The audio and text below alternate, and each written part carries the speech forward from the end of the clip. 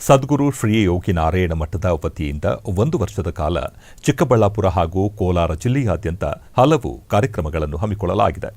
ಕೈವಾರ ತಾತಯ್ಯನವರ 300ನೇ ವರ್ಷದ ಜಯಂತಿಯ ಅಂಗವಾಗಿ ಶ್ರೀ ರಾಮದಂಡು ಸಂಕೀರ್ತನಾ ಪಾದಯಾತ್ರೆಯನ್ನು ಚಿಕ್ಕಬಳ್ಳಾಪುರ ಜಿಲ್ಲೆಯ ಶಿಡ್ಲಘಟ್ಟ ತಾಲೂಕಿನ ಬೈರಗಾನಹಳ್ಳಿ ಶ್ರೀ ಲಕ್ಷ್ಮೀ ನರಸಿಂಹಸ್ವಾಮಿ ದೇವಾಲಯದಿಂದ ಸಾದಲಿ ಶ್ರೀರಾಮ ಮಂದಿರದವರೆಗೆ ಹಮ್ಮಿಕೊಳ್ಳಲಾಗಿತ್ತು. ಬೆಳಗ್ಗೆ ಶ್ರೀ ಲಕ್ಷ್ಮೀ ನರಸಿಂಹಸ್ವಾಮಿ ದೇವಾಲಯದಲ್ಲಿ ವಿಶೇಷ ಪೂಜೆಯನ್ನು ಸಲ್ಲಿಸಿ ಪಾದಯಾತ್ರೆಯನ್ನು ಆರಂಭಿಸಲಾಯಿತು.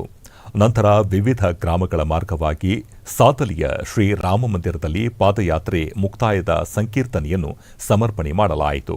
ಗ್ರಾಮಸ್ಥರು ಪಾದಯಾತ್ರೆ ಸಾಗುವ ಹಾದಿಯಲ್ಲಿ ತಳಿರು ತೋರಣಗಳಿಂದ ಸಿಂಗರಿಸಿ ರಂಗೋಲಿಗಳಿಂದ ಅಲಂಕರಿಸಿದರು.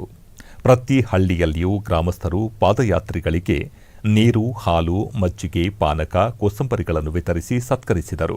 ಪಾದಯಾತ್ರೆಯ ನೇತೃತ್ವವನ್ನು ಕೈವಾರ ಕ್ಷೇತ್ರದ ಧರ್ಮಾಧಿಕಾರಿಗಳಾದ ಡಾ ಎಂಆರ್ ಜಯರಾಮ್ರವರು ವಹಿಸಿದ್ದರು. ಸಾವಿರಾರು ಭಕ್ತರು ನಾರಾಯಣ ಧ್ವಜವನ್ನು ಹಿಡಿದು ಭಜನೆ ಮಾಡುತ್ತಾ ಪಾದಯಾತ್ರೆಯಲ್ಲಿ ಭಾಗವಹಿಸಿದ್ದರು.